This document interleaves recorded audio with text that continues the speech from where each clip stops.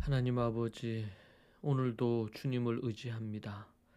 겸손히 주님 의지하며 주님 자랑하며 믿음으로 사는 하루 되게 하옵소서. 예수님의 이름으로 기도합니다. 아멘. 찬송가 337장 함께 찬양하겠습니다. 찬송가 337장입니다.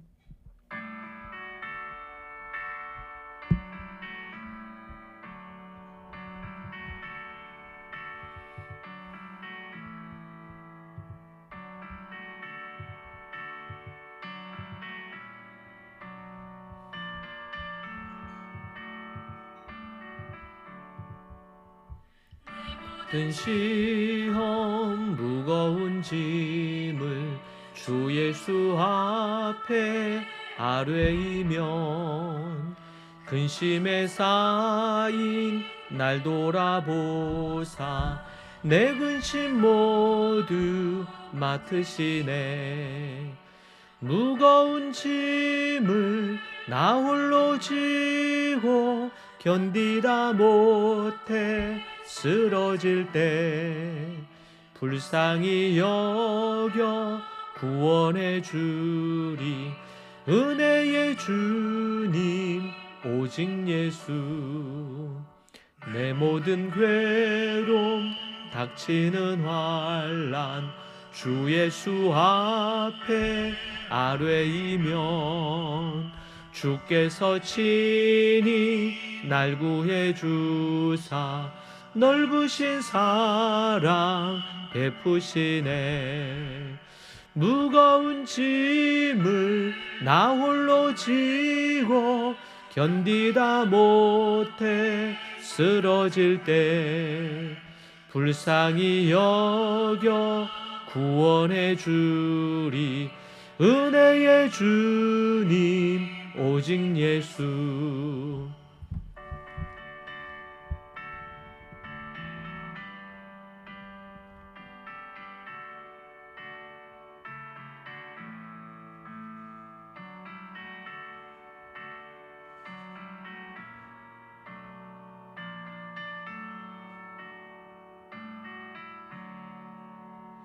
내 짐이 점점 무거워질 때 주 예수 앞에 아뢰이면 주께서 친히 날 구해 주사 내 대신 짐을 져주시네.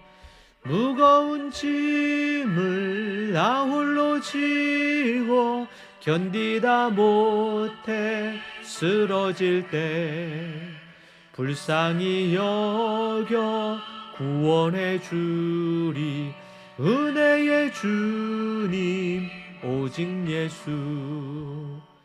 마음의 시험 무서운 죄를 주 예수 앞에 아뢰이면 예수는 나의 능력이 되사 세상을 이길 힘주시네.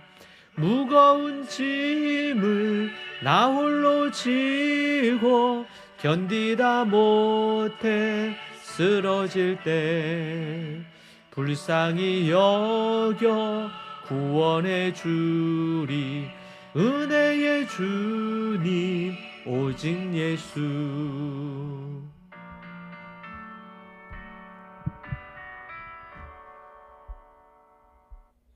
아멘.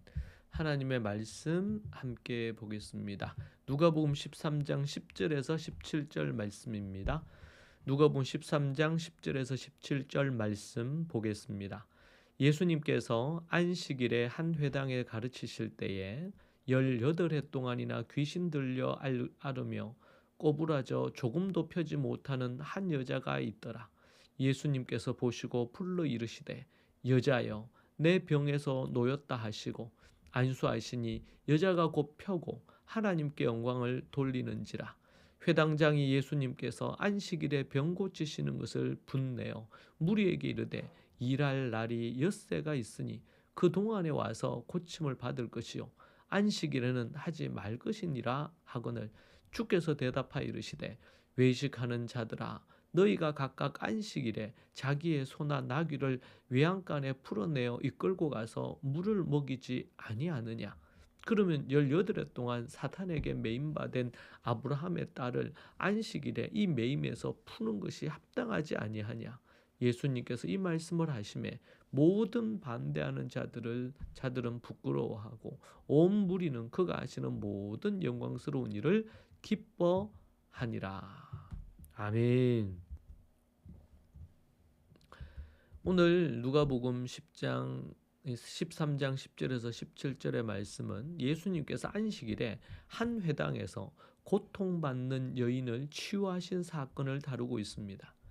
이 기적은 놀라운 기쁨을 가져왔지만 동시에 율법의 형식에 갇혀 있던 회당장과의 갈등을 불러일으키는 사건이었습니다. 예수님께서는 이 사건을 통해 율법의 진정한 의미를 가르치시고 외식적인 어떤 신앙의 위험성을 고발하십니다. 이 말씀을 통해 우리는 율법보다 더 중요한 하나님의 긍휼과 사랑의 마음을 묵상하게 되는 것이지요. 예수님은 왜 안식일 규정을 깨고 여인을 치유하셨고 이에 대한 반대에 어떻게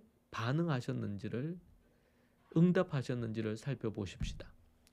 안식일에 예수님께서 회당에서 가르치실 때 18년 동안 귀신 들려 몸이 꼬부라져 있던 한 여인을 만나셨습니다.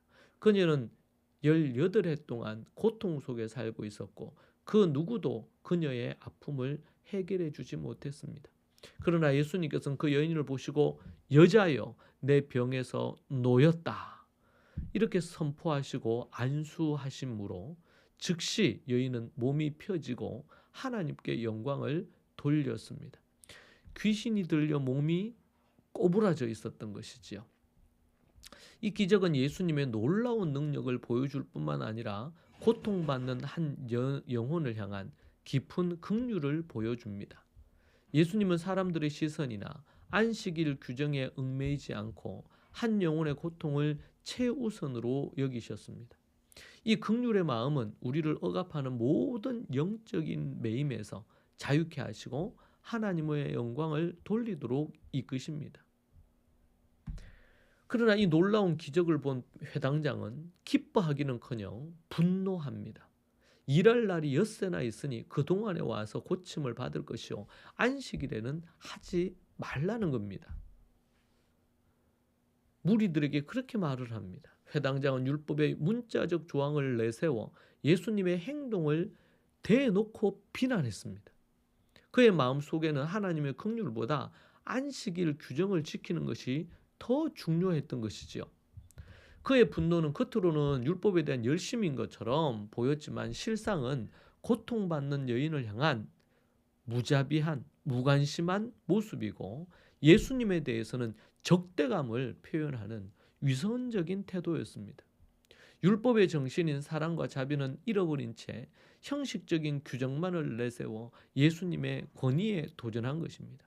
오늘날 우리에게도 혹시 이와 같은 외식적인 기준으로 가르침을 받고 있거나 또 가르치고 있지 않는지 돌아봐야겠습니다. 예수님은 회당장의 위선을 꿰뚫어 보시고 강하게 반박하십니다. 외식하는 자들아 너희가 각각 안식일에 자기의 소나 나귀를 외양간에 풀어내어 이끌고 가서 물을 먹이지 아니하느냐. 그러면 18해 동안 사단에게 매임받은 아브라함의 딸을 안식일에 이 매임에서 푸는 것이 합당하지 아니하냐. 예수님은 회당장 논리를 역으로 사용하여 그의 위선을 폭로합니다. 짐승에게 물 주는 것은 허용하면서 18해 동안 고통받는 아브라함의 딸을 안식일에 고치는 것에 반대하는 것은 이치에 맞지 않다는 것이죠. 이 말씀은 율법의 본질이 형식적인 규정 준수가 아니라 생명을 살리고 고통받는 자를 자유케 하는 하나님의 긍휼과 사랑이 있음을 분명히 밝히십니다. 우리는 사람의 고통을 외면하지 않고 긍휼히 여기는 마음가짐을 가져야겠습니다. 18해 동안 몸이 꼬부라져 있고 마귀 사단에게 사로잡히어 고통 가운데 일생을 산 그녀에게 하나님은 그 고통을 아시고 긍휼히 계시고 그들을 치유해 주신 것입니다. 율법의 형식에 갇혀서 위선적인 신앙을 가져서는 안 됩니다. 본질, 신앙의 본질을 추구해야 하는 것입니다. 본질이 빠진 것은 정말 껍데기만 갖고 있는 것과 같은 겁니다. 회당장처럼 안식일 규정을 내세워서 예수님을 비난하고 욕하고 탓하고 믿음 없다 탓하는 겁니다. 왜 율법을 지키지 않느냐는 겁니다. 그의 마음에는 긍휼이 없었습니다.